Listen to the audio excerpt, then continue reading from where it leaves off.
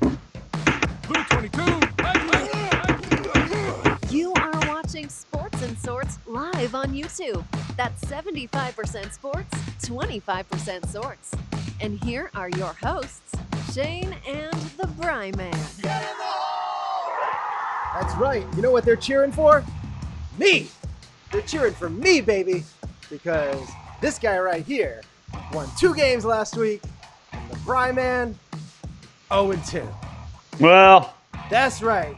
I won the game that counted, which was my fantasy league, and now I have a 75% chance of winning money, but more importantly, I am one step closer to that elusive belt, which I have not yet earned in the big league that I'm in. Now, don't get me wrong, I would like to win also for the $1,000, but the belt actually matters more to me. The wife is getting the money. Oh yeah. But you know what we should do? Maybe we should start having a belt involved with this this pick, and that we go back and forth. Oh, that would be fun. We could do it could be like during whatever picks that we decide to do. Yeah. For the seat, like in football, of course, we would. If you won the football, if you did after week 17's over, and you have the most picks right, Yeah. I give you the belt. Then we get into basketball. Say I pick the NBA championship correct. Yeah. Something along those lines. This would be a lot better if we lived closer. I can see there being a lot of postage charges involved here. No, you know what that means? The It belt means that just we have going to get together. Well, I I have guess to come so. over and play Golden Tee. Whoever loses has to bring the belt to the other place. Right. You can come over here and play golf on my simulator. Exactly. See? There's a lot of golf to be played. See? I have improved dramatically over the weekend as well on Golden Tee. I am now down to How many single holes you get digits. Single digits over par. What's 18 plus 36 there? 48? Yeah. Yeah. Nice. Yeah, 48. It's good. Yeah. That's a good amount of holes. No, that is not right. That 54. is 54 Yeah, holes. yeah. Oh, God. I was just trying to roll Yeah. with it. Yeah, I And guess. I was like, wait, I just Forget said it, he's yeah, rolling. and then I did the math in my head. I'm like, no, he's wrong. No, that's Just keep going. Yeah, Somebody will forget. correct him. Clint will come No. on here and just be like, where the hell were you guys? And no, it's 54. Right. No, it's yeah, I did. I played 3 rounds, and but now I am only single digits over par. I'm getting my feel back. Does it keep a Get back. handicap for you? I haven't. No, I don't think so. Because I didn't know if like you could create like your guy, like I'm, Brian. I mean, you put your initials in, All right. you know, the whole thing, but I don't know if it. No, I don't know about any of that. But See, I am my enjoying it. initials when I play any kind of game like that is SGR for sugar. Mm-hmm. That's just what I use. I don't use my actual name. I love it though. It's so great playing this game again. It's just so awesome. It's so awesome. The trackball, the ball is, the whole. It's just so cool. It's so cool. How much But do you know how much it'll cost to replace the trackball if you need to? I haven't looked it up, Can't be but that much. I wouldn't think so. I mean, it is the most important part, but Yeah. I try not to do so. When I used to play that game in the Slam? arcade years ago, yeah, I slammed it with palm down this way. Mm-hmm. Now I just try and do, like 2 fingers. oh, that's Yeah. that's not But that's how that's how you get some longevity out of this thing, which I would like to have. So, I'll try and take it easy. but it was, yeah. Well, I don't care. I mean, whatever, I mean, it's pretty durable, so. Boom! But I love used to love palm the that thing, ball. and it's fun. I love the light up marquee on it and everything. It's great. It is. I mean, the picture that you sent me, I kind of looked at it longingly a couple times this weekend. Well, I mean, now you know what? I mean, it went down quite a bit. I actually was not expecting it to go down around Black Friday, but it did. It went down to $349, and that's when. So my mom actually gave me like $200 for Best Buy, Ooh. and I just paid the rest, and and it was free shipping. So I was like, yes. This only thing cost me like $150 out of pocket, That's baby. amazing. My mommy got it for me. That's fantastic. Your mom's the best. Yeah, she's great. All right. My So- parents are okay. Yeah. So we have a lot to talk about today. Sports and sorts related. We have a few new trailers that we want to get into later. That's the Wonder Woman 1984. That looks great. We have the Free Guy trailer with Ryan Reynolds, which also looks great just because it's him and he's amazing and he's hilarious. Yeah. The movie it's definitely kind of a different take, but it's not that different, but it's enough to be kind of fresh. Yeah. So I like it. And then we're also going to talk about the Ghostbusters Afterlife trailer a little later. But first, of course, we're going to get into the NFL, what we've learned, and also get into our picks for Monday Night Football. And then we will get into some MLB free agency rumors and things like that. So, Oh, sure. First, let's get into what we like to talk about is the more you know, it's what we've learned. And we will get into the football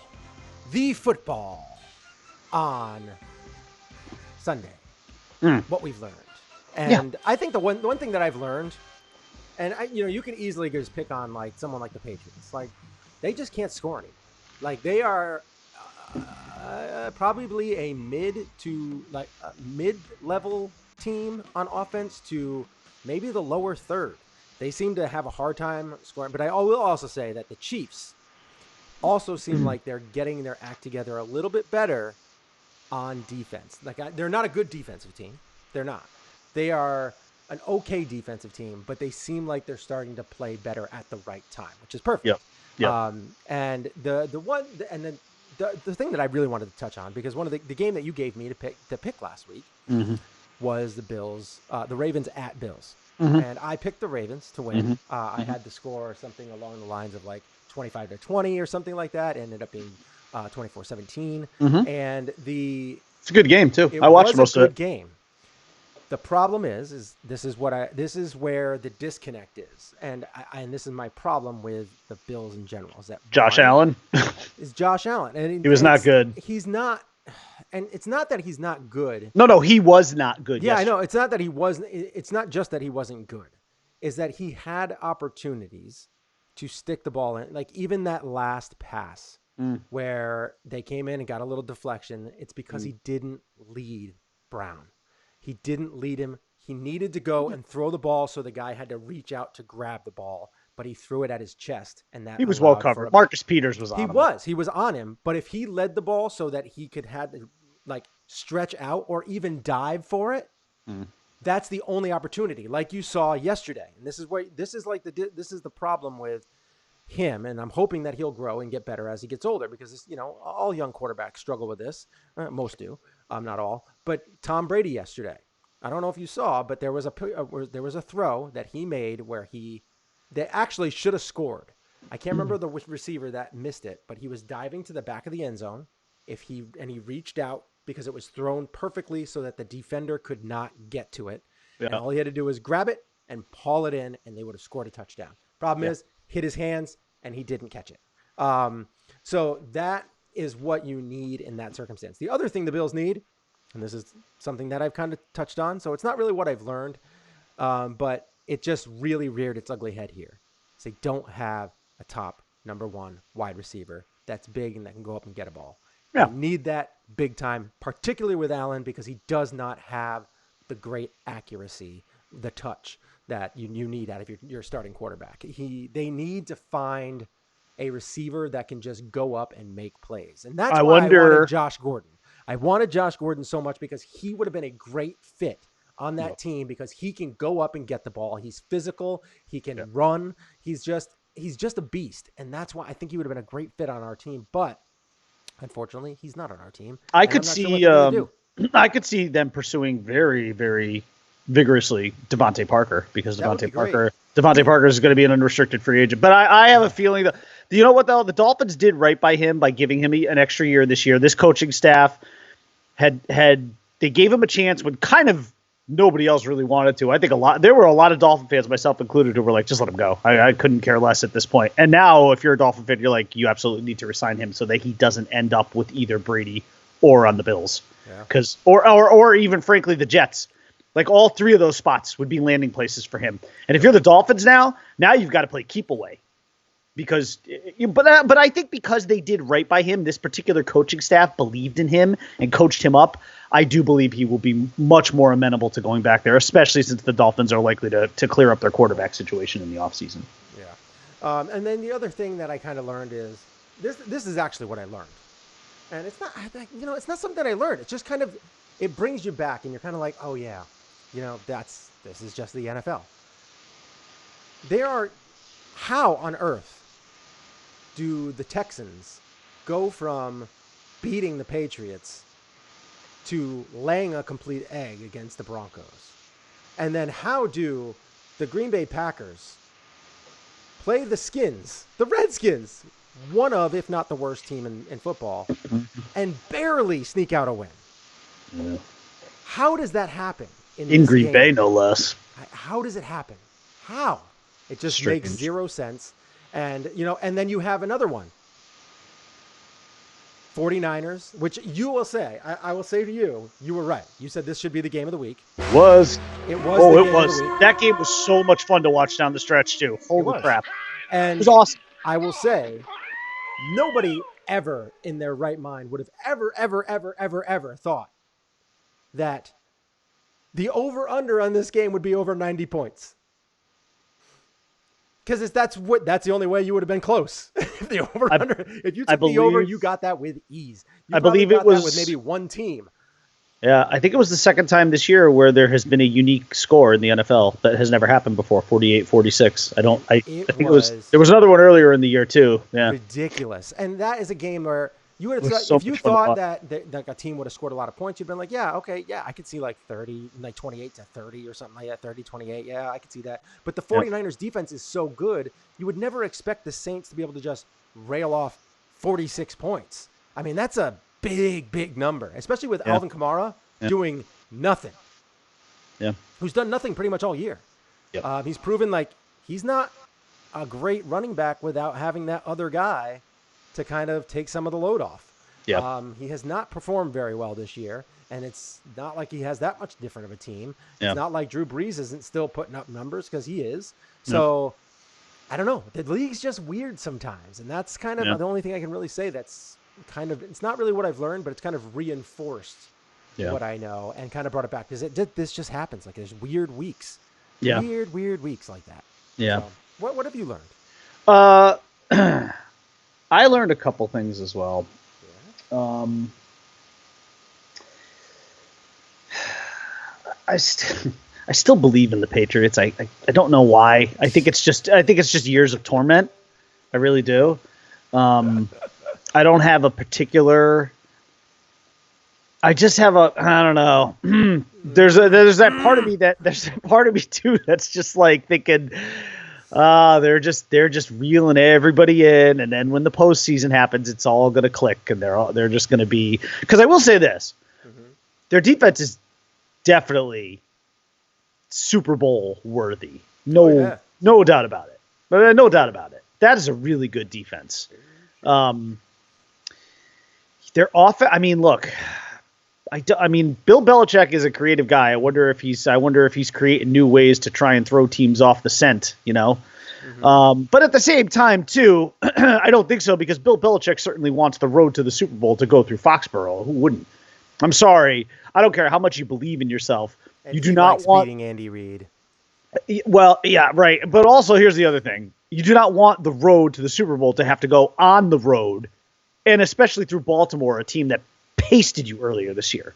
So, and that's where we're headed right now. I mean, right now, the Ravens, and I will say, man, I'll tell you what, I learned a little something about the Bills yesterday too.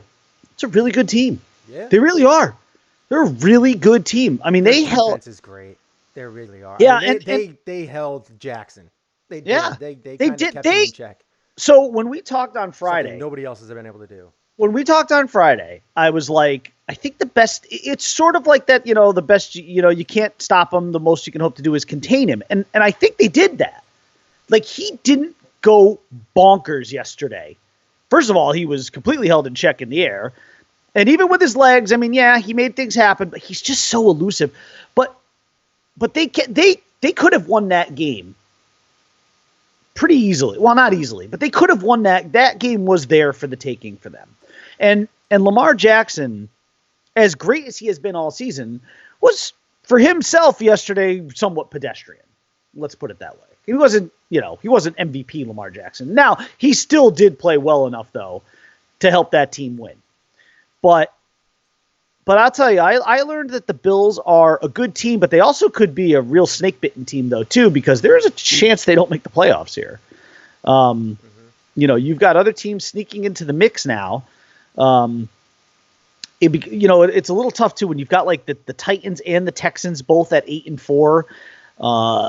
It still feels like at least one, if not both of those teams are certainly capable of making the play. Well, one of them is going to make the playoffs, so one could too. And the Bills have to be careful here because I think the rest of the Bills' schedule, I know they have the Jets coming up. I don't know. Let me take a look at the rest of the Bills schedule right now, but I think there's some tough games in there. They play the Patriots in, I think, week 16. Yeah, so they've got at the Steelers this coming week, which that's no gimme, man. The Steelers, in my opinion, have the coach of the year right now in Mike Tomlin, who's really, really, really done an amazing job. Make a very strong argument for that. Also, that's another team right there that you really have to watch out for, playoffs-wise. Then they're at the Patriots, then they're home for the Jets. So, 10-6. Barely beat the Cardinals, so let's not go crazy. But No, I know. And honestly, you know what? The Bills should go in there and win that game, in my opinion. Yes. They should. I don't know if they will, but they should. But in the prime Steelers, time. But the Steelers I think Josh Allen likes the prime time. I think he likes it. Yeah, well, but he kind of thrives on it a little bit. I think he problem likes is that prime time picture. That's a movable force meeting and an irresistible force meeting and a movable object kind of game because the Steelers' bread and butter this year has also been their defense. So you've got two defensive teams going at it, which is kind of cool. The thing, Josh Allen cannot make mistakes against Fitzpatrick back there. Minka is he's been a special kind of player back there. That's second. Yes, he almost single-handedly, when the Dolphins made that trade, they thought, well, we're going to get a top 10 pick back for this because just with the Steelers being basically on a third string quarterback and now a fourth, the Dolphins were probably thinking there's no way that pick's going to be worse than top 10. And now it's not. It's going to be double that. It's going to be somewhere in the 20s. And you know what? And Minka has almost what he's done for that defense is just unreal. They put him they had a position for him. They put him at safety. They knew exactly what to do with him, unlike the Dolphins. And he's thriving. He's flourishing. He's excelling in ways that I think a lot of people thought he would when he was drafted a couple of years ago by the Dolphins from Alabama. They thought this guy was going to be a Pro Bowl secondary presence. Problem is, again, the Dolphins just didn't know where to put him. Here's the last thing I learned. Yeah. I learned that Ryan Tannehill can be a very effective quarterback in the National Football League in the right environment. And I want to say this. There are so many Dolphin fans on Twitter who are really butthurt about how well Ryan Tannehill is playing. I am not one of them. I am extremely happy for this guy. I really am. Listen, sometimes players just don't work in certain environments. Sometimes it just doesn't gel. You don't get in sync. It just doesn't work out, And that's what happened in Miami. And listen, I'm not by any means wishing he was back because I don't. 7 years was long enough. I mean, it just wasn't going to happen. It was never going to happen. It was not meant to be there. But I will say this: there are some staggering statistics to have come out of the recent Ryan Tannehill run here, where the Titans have won 4 straight games, and he and Derrick Henry have been basically the two reasons why. But listen to this tweet from Gil Brandt this weekend. He said, Ryan Tannehill joined Aaron Rodgers as the only players to complete 75+% of their passes with a rating of 130+ in 3 straight games in NFL history. Wow. Tannehill also joined Russell Wilson as the only players with 4 straight games with 2+ passing TDs and a rating of 125+ in NFL history. Ryan Tannehill, in 2 separate metric areas, has just been linked with 2 different future Hall of Famers. It's unbelievable.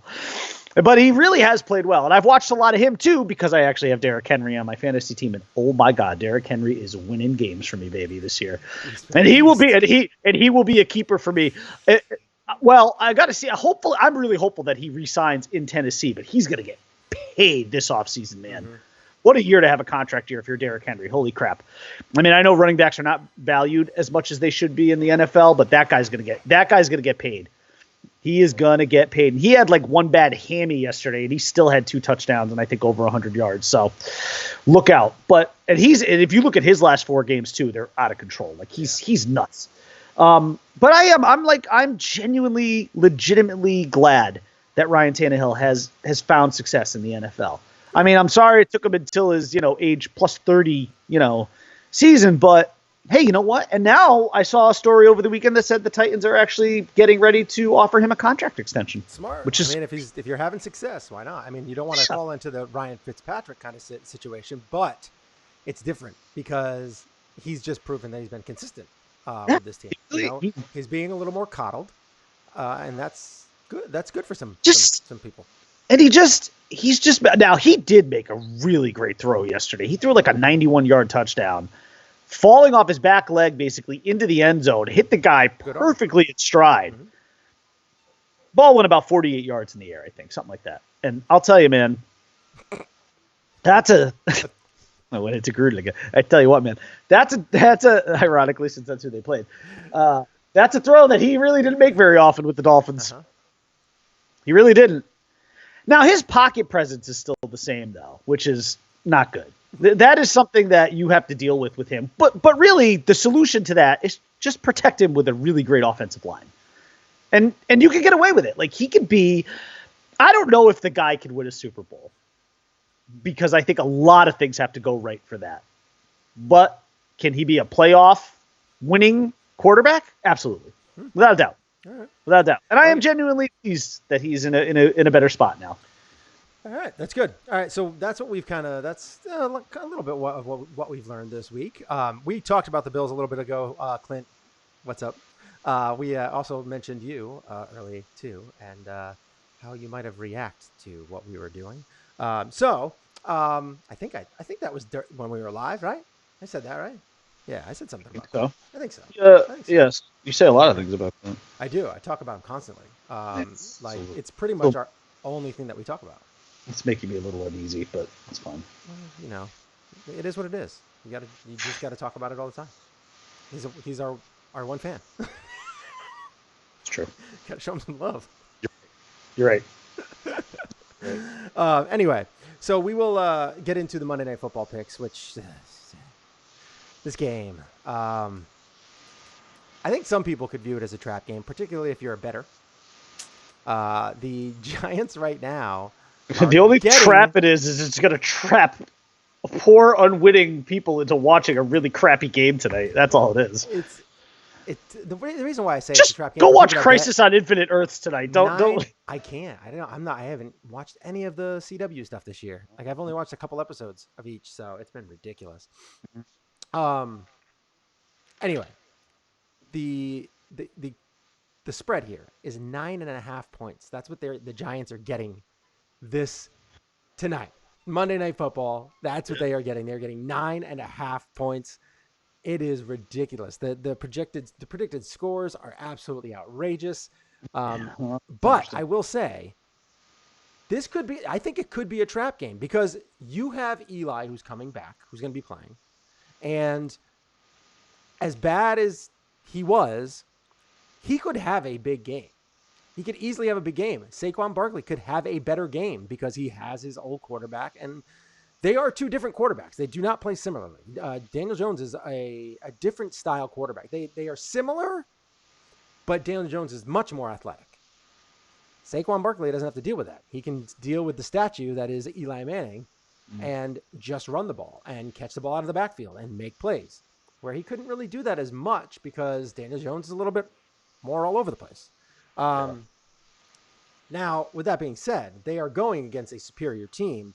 They have better offensive weapons. You have Ertz, you have Jeffrey, you have Carson Wentz, who has not performed up to snuff this year. But they are fighting for a playoff spot. And the Giants really could do better if they just lose. It would be better for them if they lose at this point. They have 2 wins. How many wins the Dolphins have? 2? 3. That's too bad for you. So we have. No, they did. You know what though? I did get a completely ideal Dolphins performance this week. They lost on a last-second field goal, but they lost. Yeah. So it was great. So they maintain their fourth slot in the draft, which is perfectly fine. It's not terrible. That's good. That's a good spot. That smells like Tuaville to me, baby. All right. So and then we have Philadelphia tonight. I'm going to predict that Philadelphia is going to win, but who do you got in this game? And what's the score got? What do you got for the score? I have Philly in this game. I don't know if you remember, quite a few weeks back, we were talking about the Browns and how the Browns, it just like they were at a point in the season where it was like, eventually they've got to win like one of these games, and it's probably not going to be pretty, and it's probably going to be like you're going to probably have more questions about them than answers, even after the game, which the Browns actually did win that game. I remember I don't remember who they played, but and I feel the exact same way about the Eagles in this game. They're not a good team. I don't like them in any way. They haven't impressed me at all. But it just feels like at some point they need to win a must-win game. And this is one of them because this game... And they need a giant to actually step up and start being a running back. Like, they signed him weeks ago now. Yeah. Like, it's not like he's that unfamiliar with the playbook. He played there last year. No, I know. They need him to actually step up. And if he's not going to, this team's just going to continue to struggle because they can't deal with second-rate running backs. Well, they certainly need balance, yes. But I feel like, though, they need this game. Listen, I mean, they will. There's no doubt they need this game because the Cowboys have been so trash this year, they've left the door open for the Eagles to sneak in again. And if the Eagles do win this game, they'll have identical records at 6-7. Which, then it comes down to these last three games down the stretch for those teams. And one of those two teams is not making the playoffs. I really hope it's Dallas because I would just love to see that whole thing fall apart. Yeah. Because I don't, not that I like the Eagles, but I do like Doug Peterson. So, I love Carson Wentz. So listen, this is such a mismatch on paper, even though the Eagles have been awful all year. The Giants are and listen, now you're going back to Eli. I mean, it's just not going to be a good night. I like Saquon Barkley hasn't been good this year. I mean, thank God I don't have to rely on him tonight, fantasy wise, for points because I've already won my game. But he's still in my lineup. I just wanted, but he'll be better with Eli. I'm certain of it. He's gonna be better. Maybe. Also, he did start to look like he got his legs back a little bit last week. He showed a little bit more burst, which he had been lacking after the injury, earlier in the year. But I just don't see. I'm sorry, I don't see any scenario here to watch the Giants win this game. The Eagles absolutely have to have this game. Although, again, much like that game that I predicted earlier in the year, is going to be ugly. It's not going to be a pretty game to watch. But the Eagles should score points. They should score points in this game. I'm going to go 27-19. Eagles.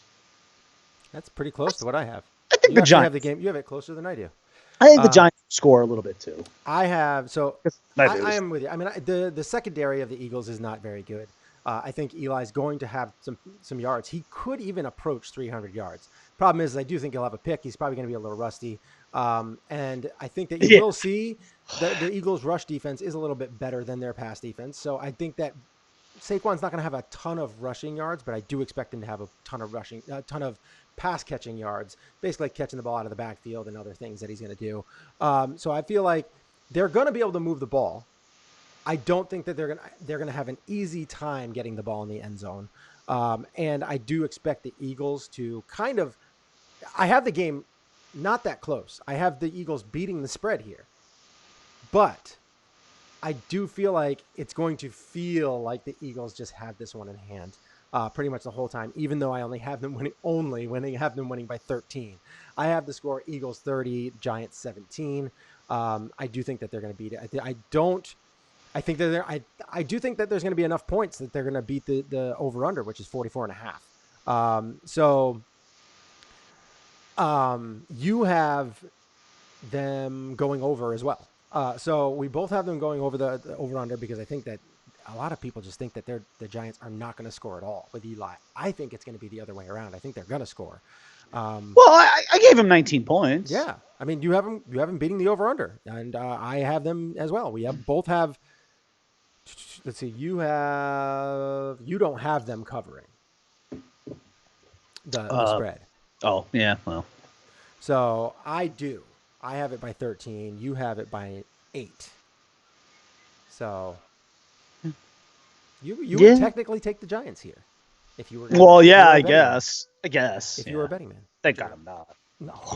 So, all right, that's what we got there. I need every dollar I earn, man. Yeah, right. Get All All right, so that's what we got there for football. If you have any questions or anything like that, any other topics that you want us to talk about in football, go ahead and put it in the comment section, and you can even put it in the comment section if you watch this later. We will check on it and we'll put it in the queue, and we'll take a look at it next show. All right, so we've kind of talked about football. We don't have much else to talk about with that. I don't really want to get into the Thursday night football game. I don't think we don't really need to. It's not a particularly great game. It was the Ravens versus somebody, right? Who's playing? Oh, it's Ravens. It's Jets at Ravens. Yeah. Let's just hope that's a lot to a little baby, because I got Lamar Jackson going in that game. I need points. Yeah, you should. I mean, you really should. You should have a lot of points in that game. And I would hope so. He actually has some motivation. I mean, to beat Michael Vick, right? For his rushing record. Yeah, but I think more importantly much, for the Ravens, he's such a team guy though. But more importantly for the Ravens, they could go a lot. They could take a big step in locking up home field. Yeah. I mean, these last you know. My only concern is... I just want to say one last thing about the Bills. Really, with having the quarterback that they have right now, an inexperienced guy who has a great arm, great moxie, no touch. They have played two of the toughest teams that they have had played in the schedule, the Patriots and the Ravens, and they had good schemes against both of them. On defense, and they just weren't able to capitalize at the end. And I think that will only get better with growth. Sure, that's stuff you learn. You learn. Just to touch base real quick on that again, just so you know, right now the Bills are sitting comfortably in the 5 spot with Pittsburgh and Tennessee behind them. See, but that's why this game coming up is so they could win huge for them. The Bills could win the division too if they beat the Patriots in Week 16. They have to win out. They could, but.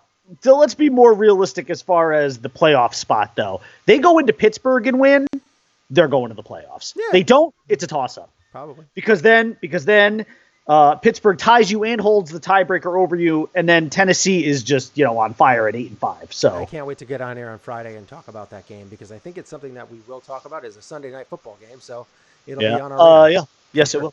So, all right, let's move on. We'll get out of... This company always calls me at the wrong times.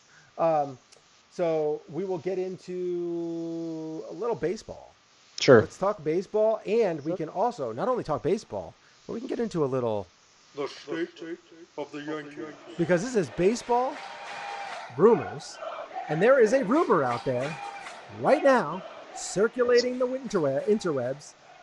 Was it Clappish? Bob Clappish. Yeah. He posted... I think on Twitter, or social media somewhere. It was on Twitter. And he said that reportedly, the Yankees have been either given the go or have offered Garrett Cole a contract for 7 years at $245 million. Which would be $35 million a year. It would be a record-breaking contract. I think it's the additional year plus the same amount of dollars that gets it done. I think it's $8 and $280. So this is a good, but I will say this for the Yankees. That's a good starting point, because right off the bat, you have not disrespected him. You have offered him a blowing David Price away record-setting contract. We all knew that was going to be the start. The Angels are going to be heavily involved. The Dodgers are going to be heavily involved. But I actually think it's coming down to the Angels and the Yankees, because I think the Dodgers want to bring Ryu back. And I just, I know the Dodgers are flush with cash, but I think I don't know. I've heard lately that they are actually trying to re-engage with Ryu. So I'm kind of hoping that this comes down between the Angels and Yankees. There was another thing out there too, that apparently Garrett Cole's sister, who already lives in New York, was out scouting apartments for him, perhaps. What can you get for $35 million a year? I don't know. I'm thinking you get some nice upper east or west side. Yeah, with a really kick-ass view of Manhattan. I'm guessing that Garrett Cole would be just fine in New York, but I don't know. I still have a funky feeling that he's going to L.A. to the Angels, just because I felt like that all along. At least the Yankees. Here's what I will say for the Yankees: if they get outbid, that's not going to be a good look. If the Angels say, well, we're going to offer you $8 and $280, and the Yankees say, well, we will match that, and he chooses, or even if the Yankees decide to say, well, we'll go $8, $285, we'll really try and blow this thing out of the water. Yeah. And if he just says, I'm gonna take the $8, $280 and go to the Angels, I think if you're the Yankees, you could say, listen, we did all we could. We literally put our best foot forward. We could not have offered the guy more. And it just wasn't going to be a money decision. Yeah. It was going to be a geography decision. Now, Garrett Cole has already said this is not a geography decision, but I don't know. He's saying that because I think he has to. Yeah, well, no, it's not. I mean, you don't have to. I mean, but it's the smart. Well, he does for the purposes of upping the ante. He does have to. It's a smart move, for that. Yeah, I mean, it's a Scott Boras. Shut your mouth and just say you'll play anywhere.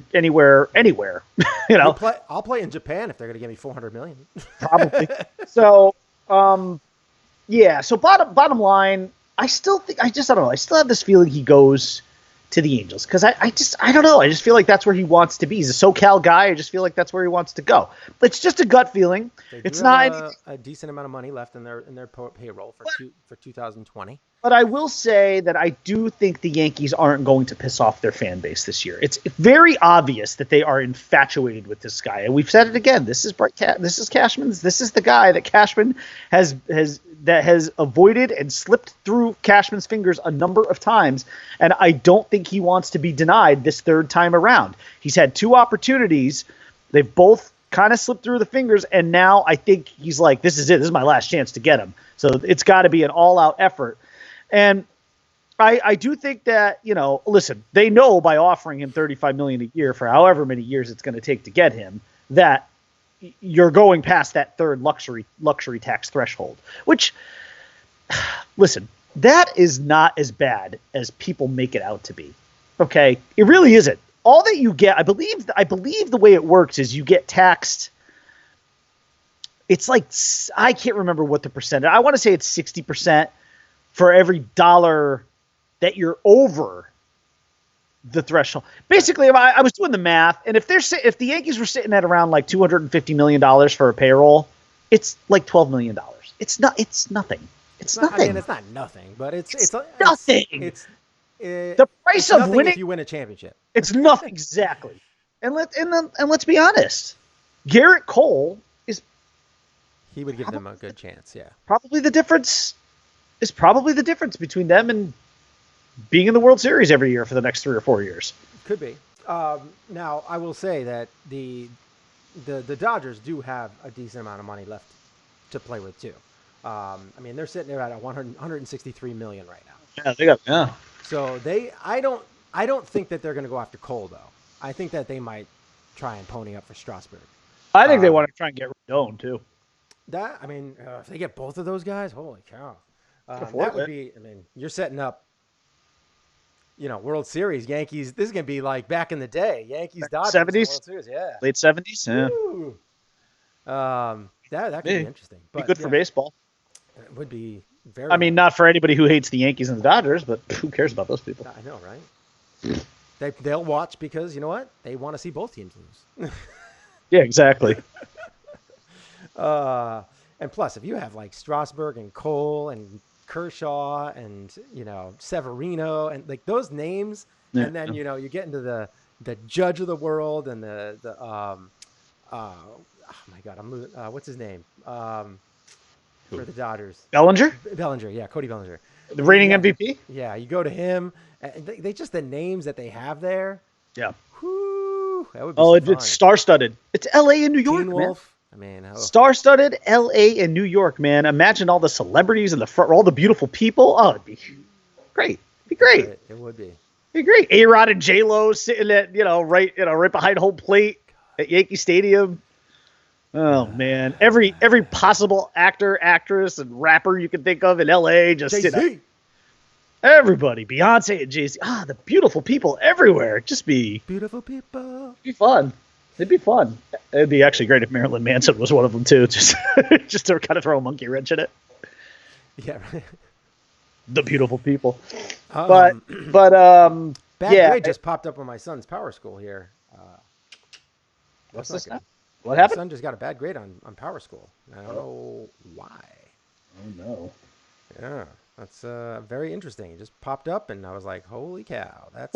But also, so this week, as some of you may or may not know, is the winter meetings. So this is, if you're a Major League Baseball fan, this is kind of the equivalent if you're like a big NFL fan and you love watching the draft. This is kind of the same thing, I guess, in terms. I mean, this is the big, free agent. Well, I shouldn't say that. I guess there's. Well, yeah, there really isn't much of the Major League Baseball draft is horribly boring to watch, but the NFL draft is like awesome television. I love it anyway. But I think for baseball fans, this is a big week because this is where a lot of stuff's going to happen. So I actually think Cole will sign. I actually think Cole will sign this week.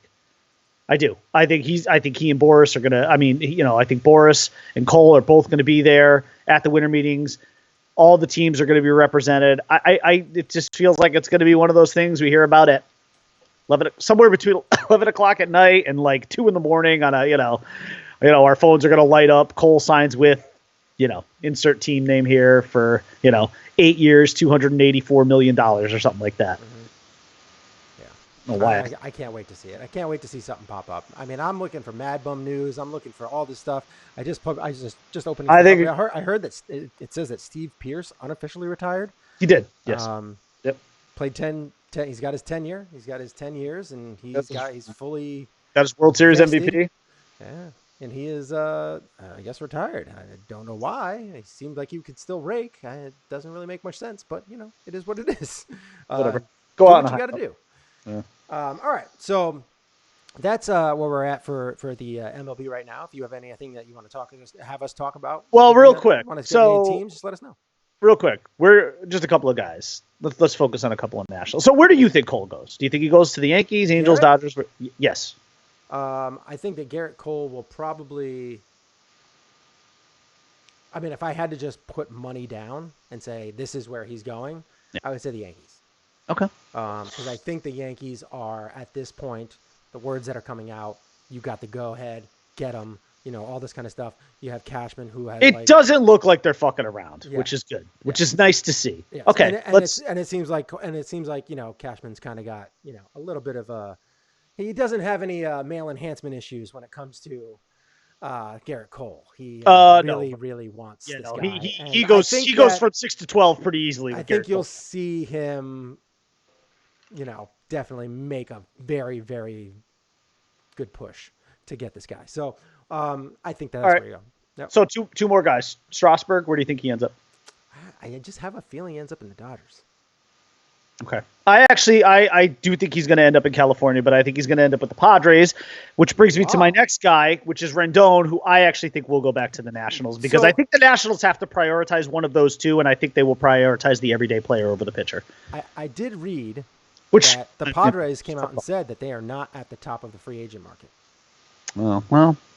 If that's what they're saying, then they're putting something out there. I wouldn't be surprised. See, in that case, I would say he'll go back to the Nationals. I like him in the Angels uniform too. Yeah, well, they could go and get Strasburg and Mad Bum, and that would make them serious playoff contenders. Just because of that rotation. I believe Strasburg's also a Boris guy, right? I think so. Yeah. So I would imagine. I don't know if he still is. I would imagine that the Yankees, because now I think I read something too that said Cashman actually, like on a recent flight, was seated next to Boris like the whole flight, which must have been some pretty good FaceTime that the two of them could have had together. I would imagine that there has been a conversation that said, "Listen, if we can't get Garrett, we need to pivot, like David Schwimmer going up a stairway couch. Pivot. We need to pivot to Stras. And I think if they were to pivot to him, I'd be okay with that, by the way. I mean, that's a nice sandwich. It would be a nice fallback. Sandwich. I want Cole. I want Cole more than I want Strasburg, but if they did have to kind of, transition and say, well, we can't get him, I'll be okay with it. You would not see me even tear up at all. No. At all. Not even the slightest bit. If they got Strasburg instead of Cole. Yeah. I would be just as happy. Just as happy. Yeah, I'd be fine with it. It probably would also give them an opportunity to bring a guy like Didi back too if they ended up with Strasburg. I just don't know what Didi's going to command though. He didn't have the best year coming back from that injury. He didn't have a great year. I mean, I would like to see them bring him back, but I don't think that's happening though. I think he ends up in. See him going to Cincinnati. Seems like that's where everybody else is going. The Reds might be an interesting team next year. Yeah, sure. Shortstop is. I mean, you'd be almost at this point. you'd be better just going with what you got, or like trying to get someone like you could. I don't know why you would, because of the baggage that he had with the Cubs, but you could go after someone like Addison Russell, see if he could reinvent himself. You could go with, I think Jose Iglesias is available. Great defensive. He's a wizard at shortstop. Not a great bat, but you could bat him ninth. Addison Russell is a guy I would take a chance on. He's got high upside. 25. I know there's a lot of baggage there, but and it's like the worst kind of baggage too. Yeah. It's the Domingo Germán baggage. Yeah, it's the Domingo Germán baggage, or the Aroldis Chapman baggage. It's not good baggage. It's bad baggage. Yeah. And I don't know, but again, it just goes back to that whole talent trumps all in sports thing, I can give you the shortstops that are available: Jose Iglesias, Didi Gregorius, Adeiny Hechavarria, Jordy Mercer, Addison Russell, Tim Beckham, Tyler Saladino, and Humberto Ortega. This is not exactly a who's who list. No, the shortstops available are not good. But if you're looking for defense, you go with Iglesias. Sure. He's probably the best defensive guy there. And then you could also go with Echeverria. If you're looking for a lefty with a clutch bat, you go Didi. Yeah, well, I mean, his bat has been struggling. I mean, he has not. He did what Dak is doing.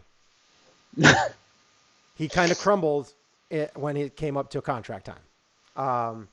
And he's 30, so he's not old. No. But do you want a great clubhouse guy? Great clubhouse guy. But he's a good shortstop, not a great shortstop. No. He was hurt a lot last year. Like, there's just a lot of, like I said, yeah. I mean, you could take a chance on Addison Russell, who is also a decent to good shortstop, not a great shortstop, but could potentially bring you some serious. Yeah. At bat, because he's only 26. Yeah, no, I know. That's believe me, somebody's taking a chance on him. Oh yeah. And you know what? That team that takes a chance on him may really. What if the Orioles would take a chance on him? Get him cheap. Why not? I mean, why not? Yeah. I don't know. There's only a couple teams that wouldn't. I mean, the Angels wouldn't take a chance on him unless they're going to move him to second. I don't even know if I could really think about where I think Didi's going to end up. Milwaukee and Cincinnati popped to mind, but I'm not really sure. I don't know. That's a tough one. I don't see him going back to New York, though. Yeah, I think the Yankees have a clear plan there, and I think they're thinking. I think the Yankees are also thinking long term too, in that eventually we are going to have to take care of Glaber. We are going to have to take care of Judge sooner than Glaber. Glaber still has like one more year plus 3 arbitration years, so they don't. But I also think that you should take care of Glaber sooner rather than later too, and just get that done. Mm-hmm. And keep in mind, again, a lot of money falling off the books next year for the Yankees. No more albatross. That is Jacobin Ellsbury, so he's gone. Then you got Paxton coming off the books. You got Tanaka coming off the books. My brother and I were talking about that, I think, on Friday, and we were just like, one of those two guys I think you need to bring back, either Tanaka or Paxton. And you know what's funny? Other than the fact that one's a lefty, one's a righty, I think those guys are going to end up with very similar contracts. First of all, they are the exact same age, separated by, I think, a handful of days, like maybe 5 or 6 days apart, birthdays. So they're both 31 years old. Paxton's got a little bit of an injury history, and so does Tanaka with his arm. Mm-hmm. But I think the Yankees will bring one of those two guys back. It's hard. Like, I think Paxton has a slight edge because he's a lefty, but then Tanaka has the edge because of how clutch he is in New York and how big time he is in the postseason. He's a better pitcher. Without a doubt. I mean, I would younger too.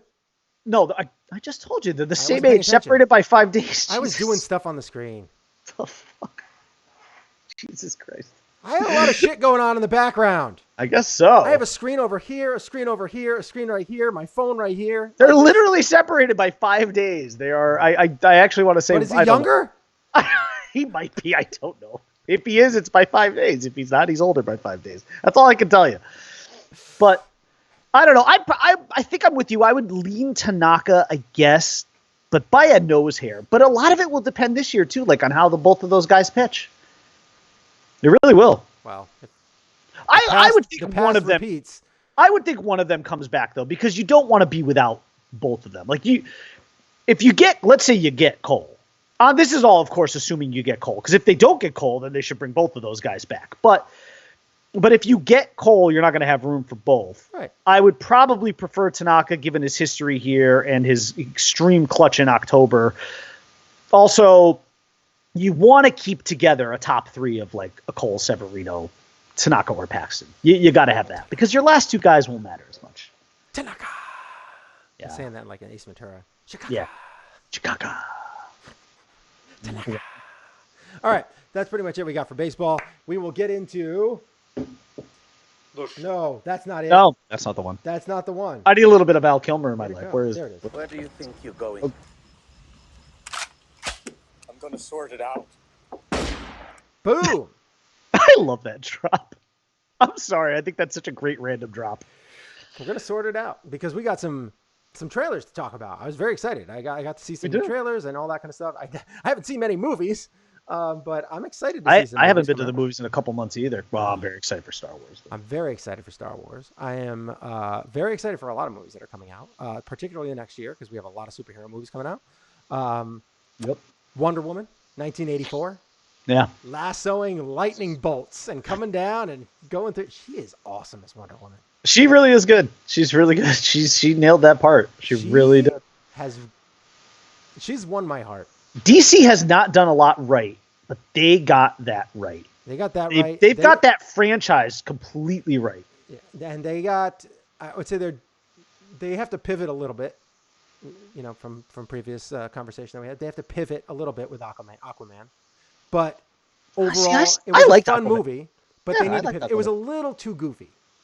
There were even the action scenes where he was running on the top of it was a little campy. I do like Momoa though. I think he's a good. He's good. He's perfect. I think he's great. I would agree. Casting perfect. I think like they've that. done. But the CG in it was a little campy, and everything was just a little like Steve Summers-ish from like DC like has done a nice job with choosing their actors and actresses. I think they've done a good job on that side of it. Yeah. But their stories are rough. It's and the consistency because they don't have the Kevin Feige guy leading the whole thing. That's the problem. Right. Wonder Woman 1984 looks really good. It's also really I'm not really sure what's going on with Steve Trevor. I don't know what the issue is there. I was like, I watched the trailer with my son, and my son goes, "Who is that guy?" It's like that's Steve. It's just all of a sudden back. But it's Wonder Woman's dead boyfriend basically. from and he's like, what? Really? He's like, why doesn't he know what a trash can is? I'm like, well, because he's like from back in the day, like he's like 30 years ago, like that's when they last knew each other, and he's like, oh, so he's a time traveling boyfriend? I'm like. Yeah, actually, we don't know yet. I think we have no idea what he's doing and how he got there. I think it's going to end up pack like a boss. Yeah, I think it's going to end up that he's I can't remember the character's name who can. Chris Pine. No, the villain who can turn himself into. Oh yeah, I don't remember. But I think that's what that's going to end up being. I mean, how else is he back? Yeah, I don't know. It's not a this isn't like the evil comics. emperor thing in Star Wars where they're. So. Yeah, I don't know, but then and then you've got what's her name there, Kristen Wiig, who's going to play Cheetah. Yeah. So that looks cool. I love Kristen Wiig. It looked good. There was nothing really negative for me to pick apart. I didn't get to see any Kristen Wiig as that character. Oh, I'm okay with that. I'm not because I'm nervous that they're hiding something. Oh, well, what, like with the Sonic the Hedgehog thing? Like something along those lines, like that she just doesn't Where look right. It was so bad that they had to go back and like fix his teeth and completely remake the character because he looked like total ass. Yeah, exactly. Like why does Sonic have dentures? It's so funny. But yeah, so like, I'm nervous. He looked like Matt Dillon in Something About Mary.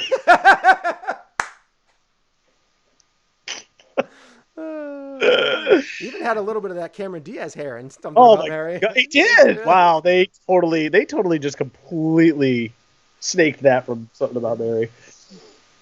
And Jim Carrey's acting was about as good as Brett Favre's. It was it's basically just Something About Mary.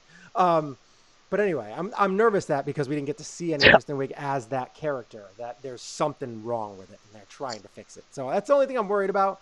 Everything else, loved. I thought it was great. As long as they fix it. I like the music. I like the way they ended it. I love the music. Yeah. That 80s kind of. Yeah. That was a good stuff. Good stuff. Good. And she is real. I mean, she is great as Wonder Woman.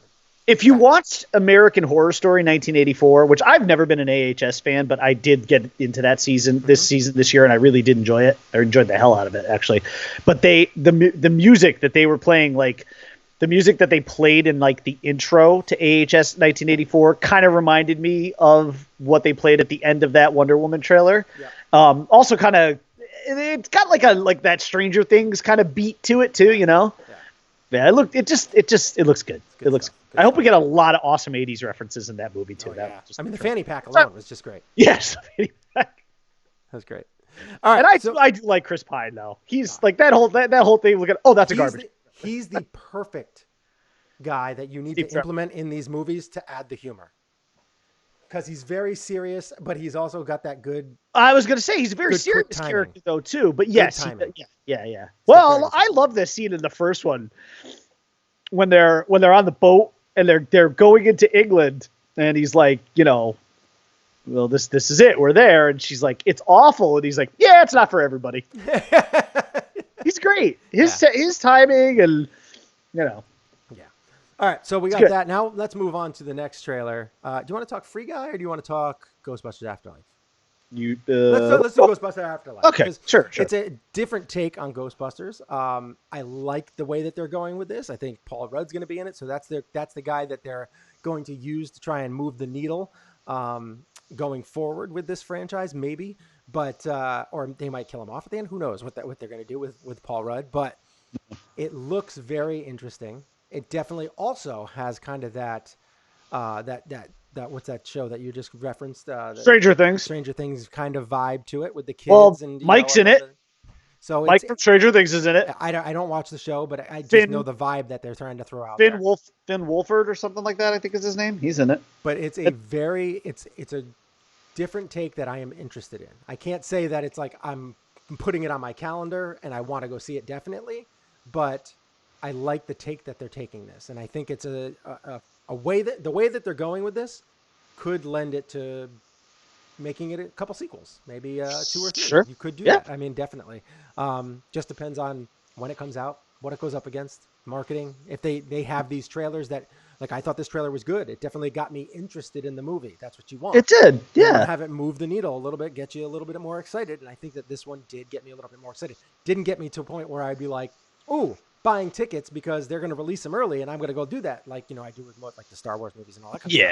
Right. It's not one of those movies. No, I wouldn't put it in that category. I would say, I would go see this in the second weekend it's opened. Yeah. It was nice. It was a good trailer. It was a really good trailer. I'm very interested in it. Obviously, there's going to be quite a few, references to the original Ghostbusters. You saw a number of them in there. I mean, you saw you saw Ecto-1, you saw Egon's suit. And I will say that Ecto-1 little ride that they did and just having the just like through the chair field come out and that chair, that was sweet. That actually got me like fired up. Yeah, that was good. I was like, oh my God, they're causing a lot of damage, but I was like, this is sweet. Good. It was a very, I liked that trailer quite a bit. Yeah, I really did. I'm very happy with it, and I think that movie. And Paul Rudd looks like he'll be a nice fit for that franchise. He'll be a good comedy. He'll add some comedic timing and all that kind of stuff. Good comedy in there. Good. Yep. I'm looking forward to it. I'm not saying, like I said, not super excited, but it's definitely on my radar now. Yeah. Now, last one up. I want to get into real quick. Free Guy. Ryan Reynolds, who is my ultimate man crush. Love this guy. Ever since Van Wilder, he could do no wrong in my eyes. I actually don't mind the Green Lantern movie. I don't think it's good, but I can watch it. I loved him in X-Men Origins. I think that, he did a good job with that, at playing Deadpool in that character. Wade Wilson, he was playing. I think he did a great job in that. I loved him in The Blade. Was it Blade Trinity? Oh, he's great in that. King, what's his name there? He was great in that. What was his name? Something King. Something King, yeah. But he was great in that. I loved him in that. Waiting, good. Everything that he's in. Just Friends, awesome. Like, he is so good in so many movies. Buried, so good. I am so excited for this movie. I think this is just spinning a little bit of like, it's kind of like it takes almost Pixels. Like was that?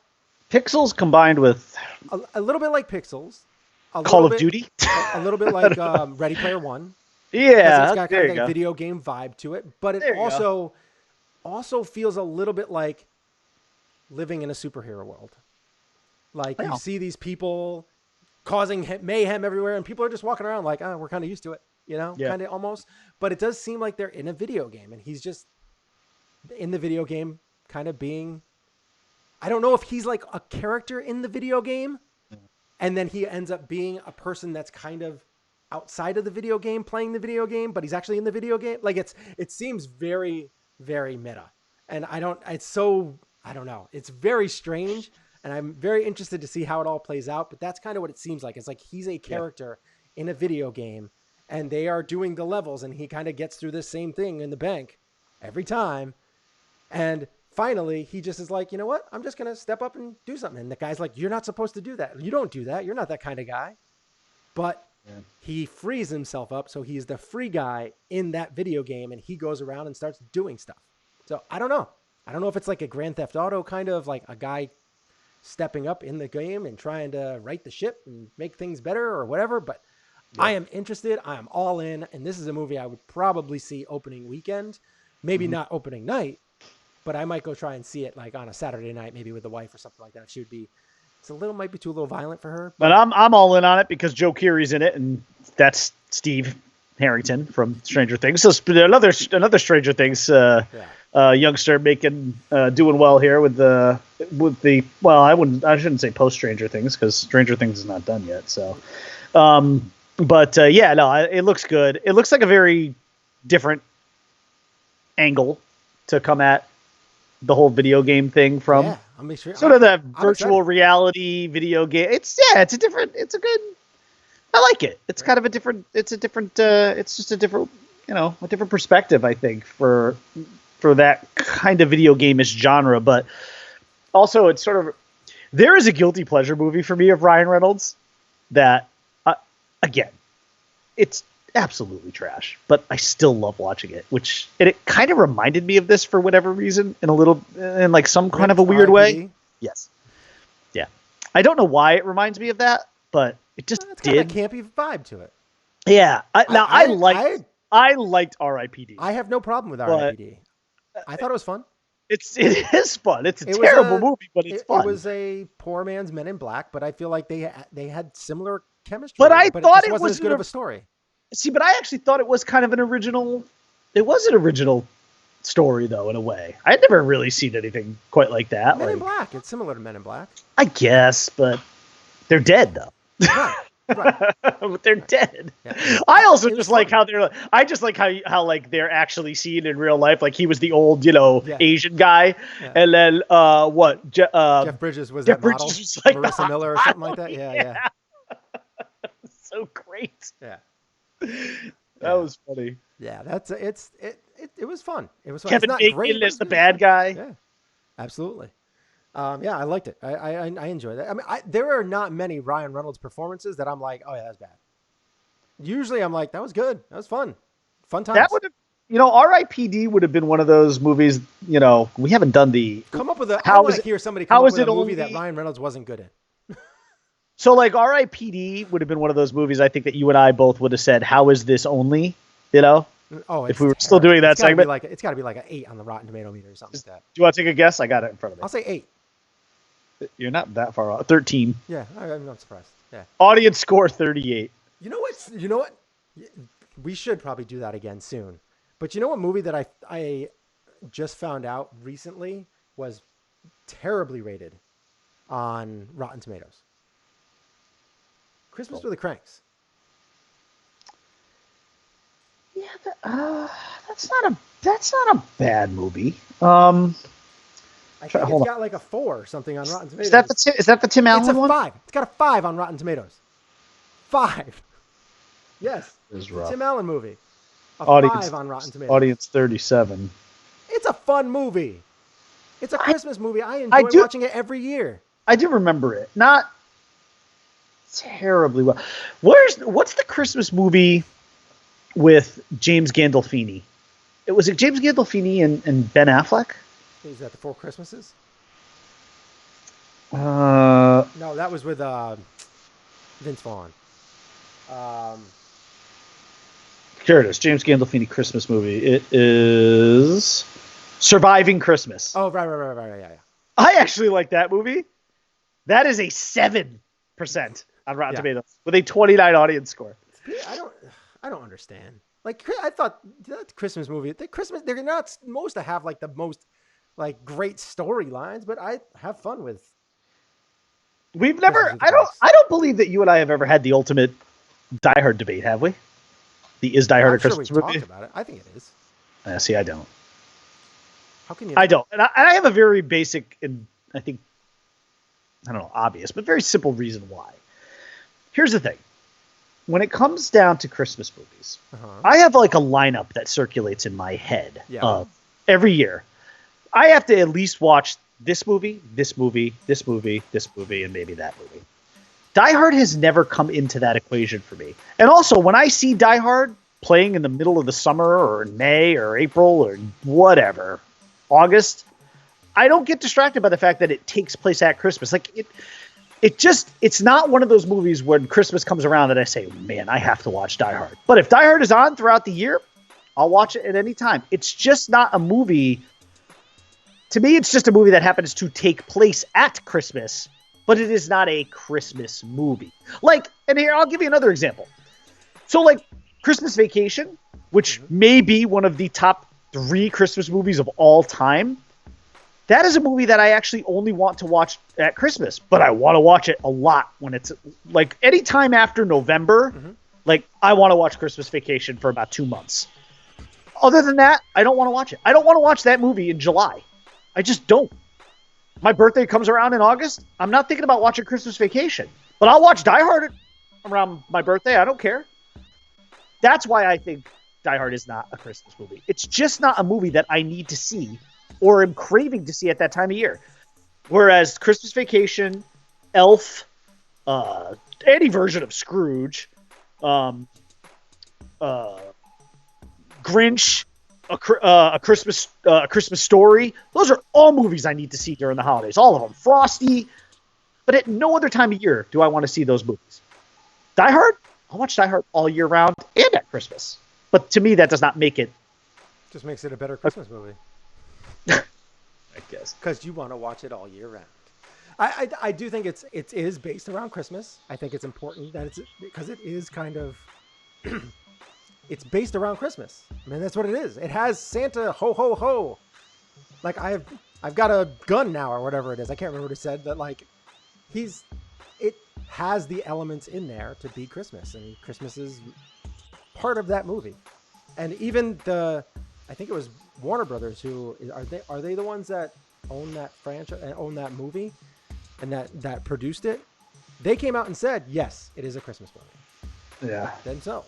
And I don't think it's I agree with you that it's not necessarily a must watch around the holidays. Yeah. But if you're looking for a fun action adventure, not an action adventure, but a fun action kind of like trying to prevent a heist. All I know is a few years ago, holidays, that's the one you watch. All I know is looking for an action movie around the holidays, that's the one you watch. All I know is a year and a half ago, Bruce Willis was asked in an Entertainment Weekly. Bruce Willis is an idiot. And he said, Die Hard is not a Christmas movie. He is an idiot. How is he an idiot? Because he says so many stupid things in the media. He constantly talks about how like he doesn't want to work anymore, but he just goes through the motions. Like he does stupid stuff in the media all the time. He's an idiot. That's harsh. But... He is. He just says stupid stuff. I mean, you say stupid stuff. Like John Boyega recently said in the media, I'm not going to do Disney Plus, even though he was kind of joking around. He said, I ain't going to do no Disney Plus. I'm a leading man. And you know what? That's stupid. You work for Disney. Disney's going to be like, okay, well, fine. Well, we won't give Finn an extra character and you won't make out hundreds of $1 million. Well, okay, see you later. Bye. Like, don't say stuff like that in the media. Yeah. You get, even if you're joking, you're going to be made a fool. All right. That's it for us. I don't need to argue about that. Die Hard is, I'm okay with people saying it's not a Christmas movie. If you want to watch an action movie around the holidays, around Christmas, that's the movie for you. I mean, if you want to. I just don't think it's a...